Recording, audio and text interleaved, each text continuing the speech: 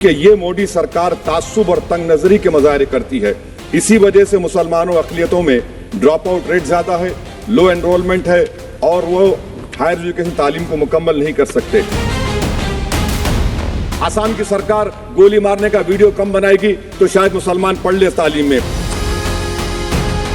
और ये सरकार तेलंगाना से नाइंसाफी कर रही है, कुछ नहीं दे रही है। क्या ये मुल्क इतना कमजोर हो गया कि हम अपनी फौज में बच्चों को भर्ती नहीं करा सकते? अग्निपथ स्कीम का रिव्यू होना चाहिए। इस ऐवान में चाइना बॉर्डर पर एक बहस होनी चाहिए। कौन है सर वो गोरी चमड़ी वाला वहां बैठकर हमको बोलने वाला? किस हमने इस मुल्क को आजाद इसलिए करवाया था कि वहां बैठकर बोलेगा मैं जिससे चाहा तेल खरीदूंगा। तुम होते कौन हो? तुम मेरे माई बाप हो क्या? बहुत शुक्रिया चेयरमैन साहब। मैं इस बजट की मुखालिफत में खड़ा हुआ हूं क्योंकि ये अहम मुद्दों पर इंसाफ नहीं करता। मिसाल के तौर पर सर अगर आप देखेंगे मुस्लिम एनरोलमेंट जो UDIC का डेटा है 2021-22 का, मुसलमानों का एनरोलमेंट गवर्नमेंट का डेटा बोलता है प्राइमरी में 15%, यूपी में अपर प्राइमरी में 14%, सेकेंडरी में 12% और हायर सेकेंडरी में 10%। प्राइमरी से लेकर हायर सेकेंडरी तक आते सर 5% की गिरावट होती है। वही सरकार का AISHE का डेटा है 2020-21 का। 2016-17 में मुसलमान 4.87 थे एजुकेशन में, 19-20 में बढ़कर 5.45 हुए और 2021 आते आते सर वो 4.64% हो गया। यानी जहां पर मुसलमान 2019-20 में 19,21,000 पे आगे, यानी 1,79,000 की गिरावट आई। क्यों हुआ सर? ये इसलिए हुआ क्योंकि ये मोदी सरकार तासुब और तंग नजरी के मुजाहरे करती है। इसी वजह से मुसलमानों अक़लियतों में ड्रॉप आउट रेट ज्यादा है, लो एनरोलमेंट है और वो हायर एजुकेशन तालीम को मुकम्मल नहीं कर सकते। सर 3 स्कॉलरशिप स्कीमें हैं, 5 साल से cabinet committee of economic affairs in स्कीमों की मंजूरी नहीं दे रही है सर। 5 साल से ये आपकी तासुब और नफरत नहीं है तो क्या है बताइए आप? बजट तो पास हो रहा है ऐवान में, 5 साल से आप पैसे नहीं दे रहे हैं। क्यों? क्योंकि cabinet committee of economic affairs इसको मंजूरी नहीं देती है। और मैं बताना चाह रहा हूं आप विकसित भारत बनाना चाहते हैं, मैं तायद करता हूं, मगर क्या आप 14% आबादी को नहीं पढ़ाकर उनको एलिनेट कर आप विकसित भारत बना पाएंगे? विकसित भारत उसी वक्त बनेगा सर जब मुसलमान समाजी, इक्तिसादी, तालीमी और माशी तौर पर ताकतवर होंगे। मगर अफसोस के साथ कहना पड़ा, सच्चाई है कि सरकार नहीं चाहती ये हो। सर मैं इस हुकूमत से पूछना चाह रहा हूं कि यूनिट कॉस्ट स्कॉलरशिप का 2007 और 8 से रिवाइज नहीं हुआ क्योंकि जो तालीम का कॉस्ट है उससे मैच नहीं कर रहा है। आप 3 स्कॉलरशिप को डिमांड ड्रिवन नहीं कर रहे हैं। 11 साल से आप 10 स्कॉलरशिप नहीं बढ़ाए, वही नंबर ला के रख दिए। मैं डिमांड ड्रिवन करने का मुतालबा करता हूं। सर प्री मैट्रिक स्कॉलरशिप को क्यों 9th और 10th से शुरू किया था? Sir highest drop out rate मुसलमानों का है और हमारे मसीहा वेस्ट बंगाल में बैठे, वहां पर ड्रॉप आउट रेट मुसलमानों का 23%, आसाम में 30%। आसाम की सरकार गोली मारने का वीडियो कम बनाएगी तो शायद मुसलमान पढ़ ले तालीम में।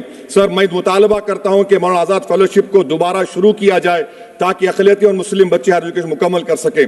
पेरेंटल इनकम आप इजाफा क्यों नहीं कर रहे सर? 1 लाख रुपए, 1.5 लाख रुपए क्या स्कॉलरशिप मिलेगी सर बताइए आप? और सर आपको मिसाल दे रहा हूं, आप तो काबिल आदमी हैं। 2022-23 में बजट था माइनॉरिटी मिनिस्ट्री का 5,000 करोड़, कितना आपने खर्च किया? 16%।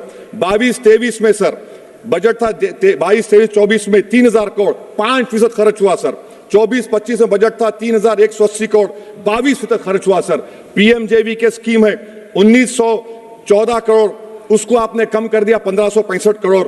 तो मैं सरकार से मुतालबा करता हूं कि मिनिस्ट्री ऑफ माइनॉरिटी के बजट का 10,000 करोड़ कम से कम होना चाहिए। तासुबियत को खत्म करिए आपकी स्कीम में। सर दूसरी बात, इनकम टैक्स के बेनिफिट मिलती थी हमारे फौज के सिपाहियों को जो विकलांग थे, आपने इनकम टैक्स बेनिफिट छीन लिया उन लोगों को। ये कैसा इंसाफ है आपका बताइए? जो फौजी सर्विस में है, अरे प्राइम मिनिस्टर अगर एक ट्रेन की झंडी दिखाएंगे तो उससे बढ़ के पैसे खर्च हुआते, तो आप क्या बचा रहे? सर 11-12 साल से वजीर आजम मोदी हैं, हमारी एयरफोर्स का स्क्वाड्रन गिरकर 29 पर आ गया। 12 साल से आप प्रधानमंत्री हैं, हम एक मिड एयर रिफ्यूलर एवैक्स को नहीं बढ़ा सक रहे। पाकिस्तान के पास हमें ज्यादा एवैक्स है और ऑपरेशन सिंदूर में हमने देखा कि कितनी तकलीफ हुई। सबमरीन का शॉर्टेज है, आपको फिक्र नहीं है सर।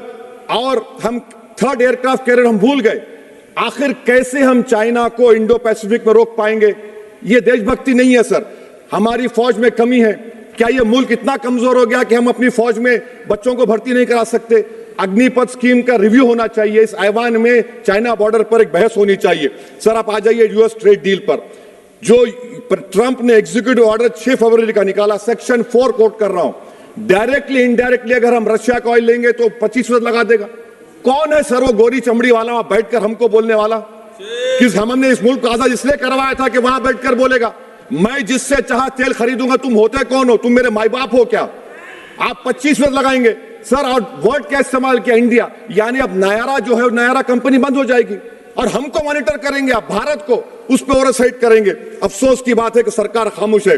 सर 2019 में ईरान का ऑयल मत लो, बोले आपने गलती की, आपने ईरान का ऑयल नहीं लिया।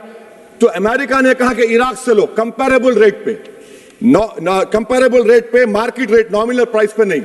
आज यूएस कह रहा है कि मोनोपोली रेट पे लो। कहां है सर? हम क्यों कर रहे हैं? क्यों इतना गिर रहे हैं इस गोरी चमड़ी वाले के सामने? आखिर हमारी हमियत कहां है सर? और एक बात बता रहा हूं सर, ये यूएस ट्रेड डील से यूरोपियन कर 2 मिनट सर, यूरोपियन यूनियन की ट्रीटी से हमारा पीएलआई का पूरा असर पड़ेगा, क्योंकि आपने टैरिफ गिरा दिया। आपने टैरिफ गिरा दिया मेडिकल डिवाइसेस पर, आपने टैरिफ गिरा दिया सोफिस्टिकेटेड मशीनरी पर, तो यूएस इंडस्ट्रियल गुड्स आएंगे, तो डी-इंडस्ट्रियलाइजेशन का खतरा है इस मुल्क में। Sir you are we signing a free trade agreement और a force purchase order. Sir Bangladesh से यूएस ने कह दिया कि हमसे कॉटन खरीदो, 0 टैरिफ। सर भिवंडी, मालेगांव, बनारस के पावरलूम का क्या होगा? 70% रॉ कॉटन हम देते हैं बांग्लादेश को। सर एमएचए का बजट 5.7 बढ़ गया, डिफेंस का 15.99। मैं सरकार से मुतालबा करता हूं कि वेनेजुएला में जो हुआ, आप एक ऑपरेशन इंसाफ करिए। ऑपरेशन इंसाफ के तहत हाफिज सईद, मसूद अजहर, लखवी को घुस के लाइए भारत में, तभी इंसाफ होगा सर। जब तक खत्म कर रहा हूं सर, हम कुलभूषण यादव को भूल गए। वो कुलभूषण यादव उसको आईसीजे में रुकाया। आखिर हम कब लेके आएंगे कुलभूषण यादव को? वजीर आजम इजराइल को जा रहे हैं। मैं उनसे ये मुतालबा करता हूं कि वो गाजा को जाएं, 15 मिनट जाकर देखें, 60,000 फलस्तीनों खत्म कर दिया गया। और नेतन्याहू पर आईसीजे का अरेस्ट वारंट है, आईसीसी का, और आईसीजे में केस चल रहा है सर। तो मैं आपसे मुतालबा करता हूं कि वजीर आजम गाजा के बारे में देखें। मैं ज़ायनिज़्म मुर्दाबाद बोलता हूं, भारत जिंदाबाद। और ये सरकार तेलंगाना से नाइंसाफी कर रही है, कुछ नहीं दे रही है। बहुत बहुत शुक्रिया सर। डी सेल्वराज जी।